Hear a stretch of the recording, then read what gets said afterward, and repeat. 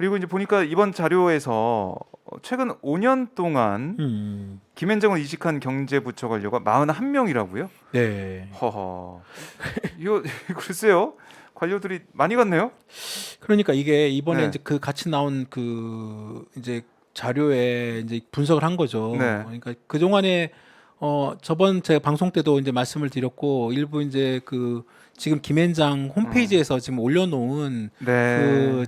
과거에 이제 정부 출신 인사들 쉽게 말하면 이제 그 검사와 뭐 검사 출신, 내지는 판사 출신의 뭐 정부 고위직 출신들 외에 네.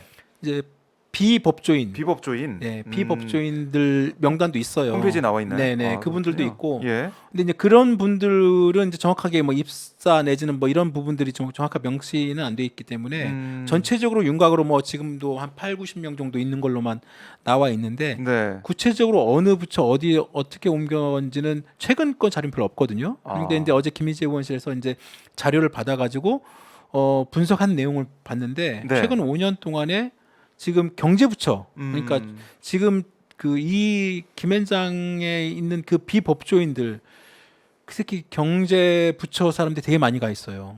그 지난번에 말씀드린 한 8, 90명도 거의 대부분 그 경제부처 사람들인데 네. 대부분 기재부, 그다음에 뭐 금융위원회, 금융감독원, 국세청, 공정위, 한국은행 이 6개 주요 핵심이죠. 경제부처 핵심. 그리고 그렇죠. 일부 부처 같은 경우는 경제검찰이라고 하는 공정위, 국세청, 기재부, 뭐 금감원 이런 사람들의 그 고위 관료들이 다 대부분 많은 사람들이 그또 고위직이 김앤장을 간다는 거예요. 그 최근 5년 동안 41명이 갔다는 거예요. 41명이. 그러니까요. 그리고 이 사람들의 경제부처 관료만. 그렇죠. 네. 이 사람들의 연봉이 평균 연봉이 8,300만 원? 네, 8,300만 원 정도 받다가 네.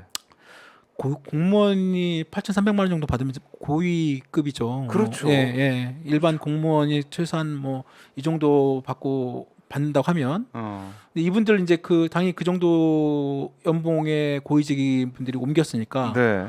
김앤장으로 가면 이분들의 연봉이 한 3배로 뜁니다.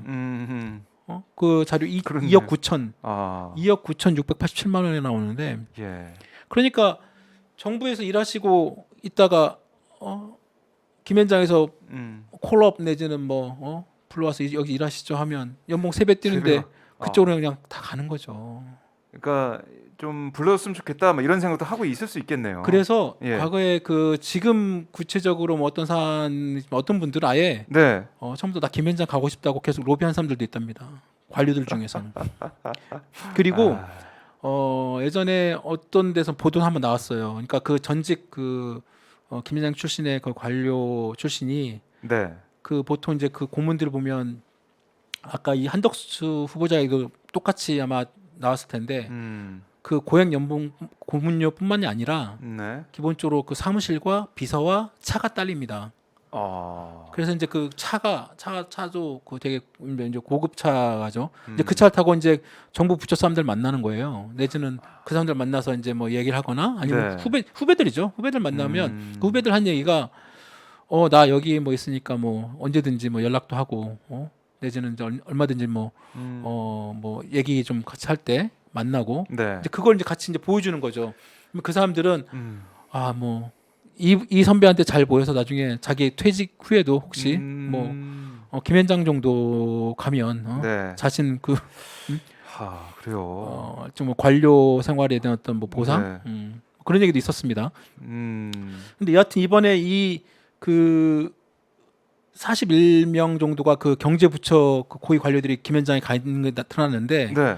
근데 이제 저번에도 말씀드렸지만 그 인사혁신처가 있잖아요. 거기서 이제 보통 취업 승인 심사라는 게 있습니다. 윤락 고위 공무원들이 네. 어디 그 다른 어떤 다른 기업이나 곳 가게. 어디 가려면 네.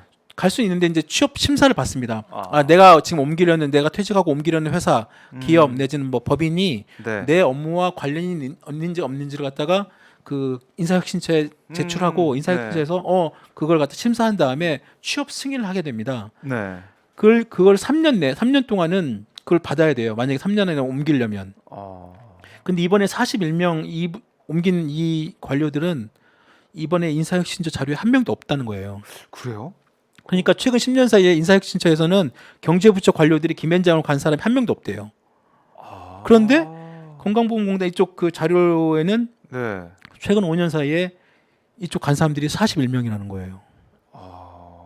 요즘은 뭐냐면 결국은 어떻게 봐야죠? 3년 네. 안에는 3년 안에 이직을 하려면 네. 자기가 퇴직하고 3년에 이직하려면 인사혁신처의 취업 심사 승인을 받아야 되는데 네. 그걸 안 받기 위해서 3년을 건너뛰고 3년 동안 어디 다른 뭐 이렇게 그거와 관련 없는 비슷한 제가 아는 어떤 분은 그래서 곧바로 김현장으로 가지 않고 김현장에서 또 만든 어떤 계열사가 있습니다. 네. 거기에 잠시 거기에 있다가 다시 이제 그쪽으로 들어가는 경우도 있어요.